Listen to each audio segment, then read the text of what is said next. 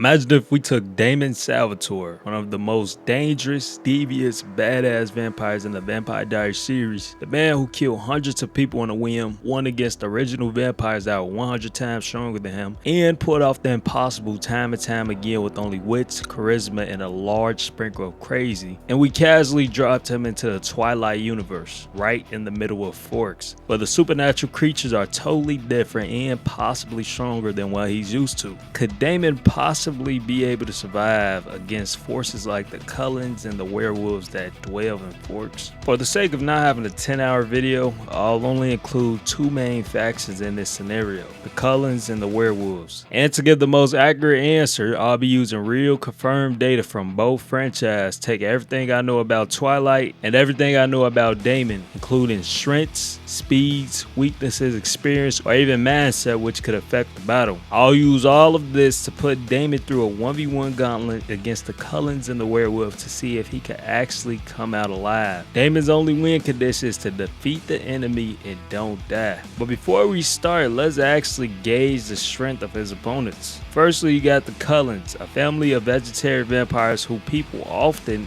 even myself, call soft versions of vampires. For one, because they sparkle in the sun like glitter balls, and two, they don't eat humans. But to be honest, none of that matters because they're actually deadly as shit. They possess immense speed, being able to move 120 plus miles per hour at the slowest, strength greater than that of a Vampire Diaries vampire, being able to lift up to 50 tons, martial arts skills to the point they're knocking off heads with one blow, and next level perfect choreographed attack in the midst of fights. But the most worrisome thing about the cullens is that a few of them actually have supernatural gifts other than vampirism that could give them a big edge in most battles. Like Edward being able to read minds, Alice seeing into the future, Jasper manipulating emotions, and Bella having her mental shield which could block mind influencing type power. The rest of the cullens are still powerful but only have enhanced abilities and natural gifts from being vampires. Now onto the werewolf side of things. The werewolves of the Twilight universe are much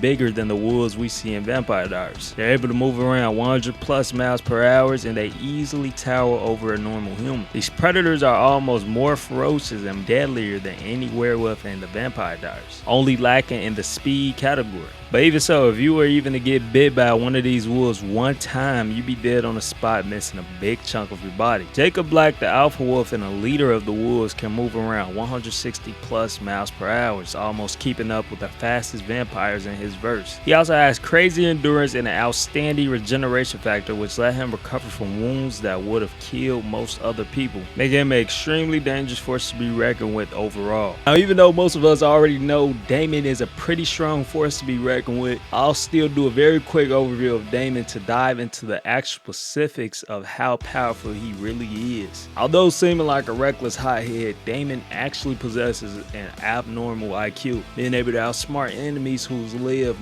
much longer than him with more experience, or being able to cook up devious yet genius plans on the spot to one up an enemy, giving him a good advantage against most foes. He is extremely fast, faster than any Twilight vampire, surprisingly being able to move around base supersonic speeds or 780 plus miles per hour, being undetectable by the human eyes when zipping around. Damon is also quite strong physically, being able to tear off heads with only his bare hands, punch holes through walls, and fling people across rooms like toys. But the thing that makes him the most dangerous is his ability to fight with maximum ruthlessness and brutality while being totally unpredictable, making it extremely hard to find an opening or chance to beat him. So now that we know what Damon's up against and how strong he really is, let's see if he can tear his way through Twilight and actually come out alive.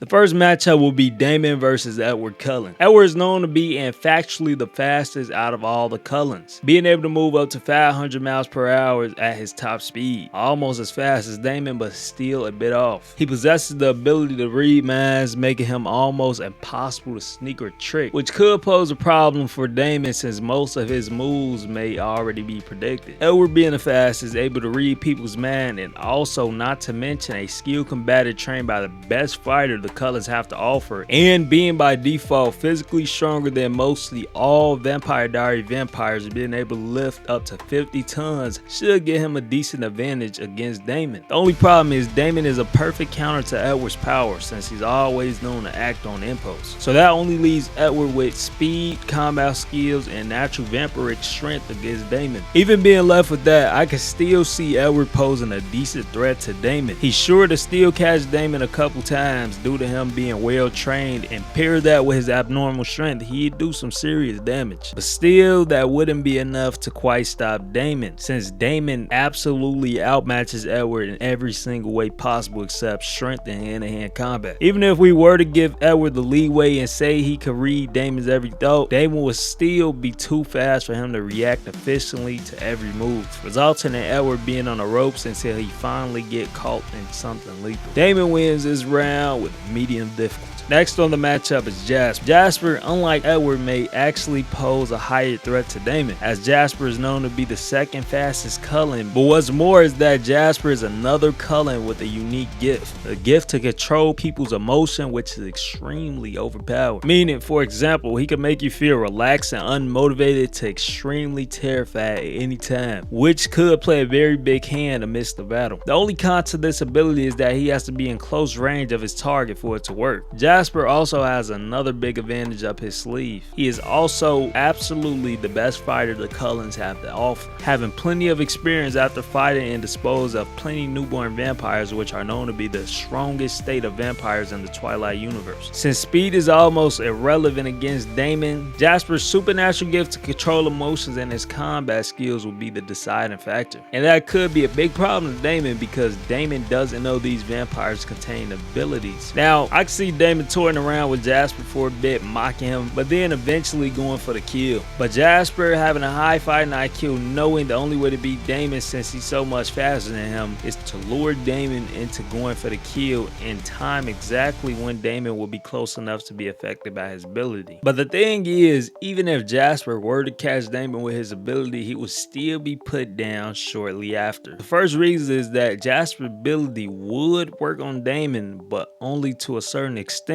since his ability only affects your emotion and does not take away your free will. So if Jasper catches Damon and makes him feel something like extreme terror, Damon would feel extreme terror but still go for the kill instantly without a second thought. That's just Damon personality. And that leads to the second reason why Jasper would lose. Out of everything Jasper has fought, he has never faced an opponent as vile and unhinged as Damon. So unknowingly, he will rely too much on his ability to control Damon's behavior, when actually Damon is the most uncontrollable person you can run into, leading to Jasper's demise. Damon wins medium diff. Alice is next on the list, and this may be Damon's most difficult fight yet. Alice Cullen is a skilled martial artist, only second to Jasper in terms of fighting. Now pair that skill with her supernatural ability to see into the future and you got a real threat. Alice moves around 100 plus miles per hour, making her slower than Damon and some of the other Cullens, but it still could be made up with her supernatural agility paired with her supernatural ability. She can predict a number of future outcomes before even stepping onto the battlefield, as well as predicting opponent's move even in the midst of battle. Yet,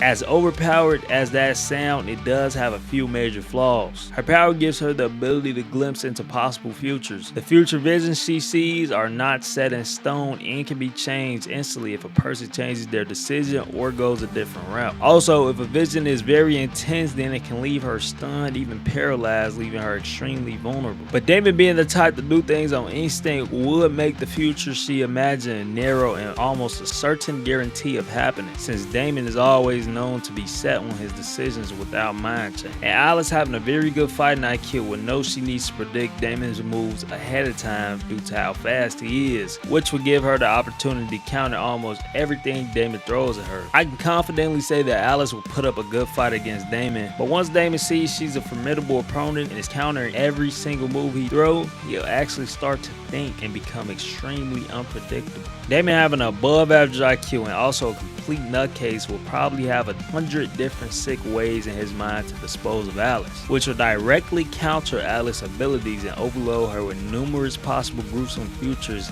leading to her being stunned and caught in a lethal attack. Damon wins high mid diff. Now for for the most awaited, Bella. Bella's transformation to a vampire made her an absolute anomaly out of the cullens. Her possessing newborn powers giving her super speed which could rival and keep up with Edward, even being stronger than Emmett, who is known to be the most physically powered cullen due to his enhanced strength. Vampire Bella also has a supernatural ability shield that blocks out all mind powers used upon her, making supernatural gifted vampires who use mental powers or tricks useless in her presence. Bella was never a martial artist, but her superhuman strength and other newborn perks makes up for all of it, making her a bona fide threat. The only issue is that Damon outclasses her in literally every single aspect except strength. Damon has 150 years of actual killing experience over Bella, who is really just a super strong newborn vamp. Pairing his experience with his abnormal speed and strength, Bella simply doesn't stand a chance in hell against him. Bella's ability is also useless towards Damon for the simple fact that his only mental power is compulsion, which doesn't even work on vampires anyway, so he never think of using it. The only issue Damon might have dealing with her is her abnormal strength, which could tear him apart if he slips up and get caught. But other than that, Damon slams Bella low difficulty. Now for the rest of the Cullens, Ismay, Carzal, Emmett, and Rosalie, they're just honorable mentions at this point because none of them literally stands a chance against Damon, so there's no point of getting into details and wasting time over the obvious. So for the werewolves, instead of going down the line and putting Damon against each wolf from the pack, which would be extremely long and kind of useless, we'll put him against the wolf pack leader, Jacob Black. Since if David can win against the pack leader, then he could certainly win against what the rest of the pack has to offer. Now, Jacob doesn't have any special supernatural gifts other than turning into a werewolf, but that really doesn't matter when you're a towering wolf stronger and faster than most vampires and the baddest of all wolves on the whole Twilight series. I saved Jacob for last because he is the one that has the absolute best chance of defeating Damon. Although he is not as nearly fast as Damon, only running around 160 miles per hour in wolf form, he has enhanced durability, endurance, and regeneration, making him an absolute tank. He can regenerate from things that would normally kill anyone else, meaning Damon will have a very hard time putting him down. Jacob beats a Vampire Diary werewolf in all aspects except for speed, making this an extremely tricky battle. But for this battle, I can still see Damon coming out on top barely for a couple of reasons. Firstly, we seen slower and weaker Twilight vampires take down werewolves. And secondly, Damon is simply too fast and still has abnormal strength, which would still give him the edge. But like I mentioned, he will win by a small margin due to Jacob's abnormal enhanced abilities like endurance, strength, and regeneration. Damon wins high difficulty. So at the end of the day, Damon would be able to survive if put in the Twilight universe due to having more meaningful advantages over his enemies. His speed, mindset, experience, and brutality would be something the Twilight universe simply wouldn't be ready for or could handle even with their supernatural gifts and enhanced abilities, leading to them falling short and taking a loss. But that's as far as 1v1s. Now if they all were to come together as one as they did in the movies versus just Damon, then that would be a different story entirely. But then I have to go bring in what the rest of Vampire Diaries have to offer to make it fair, and they still will wipe the floor with Twilight. If you guys enjoyed today's video, leave a like and comment your thoughts down below. That's all I got for you guys today. I'll catch you later.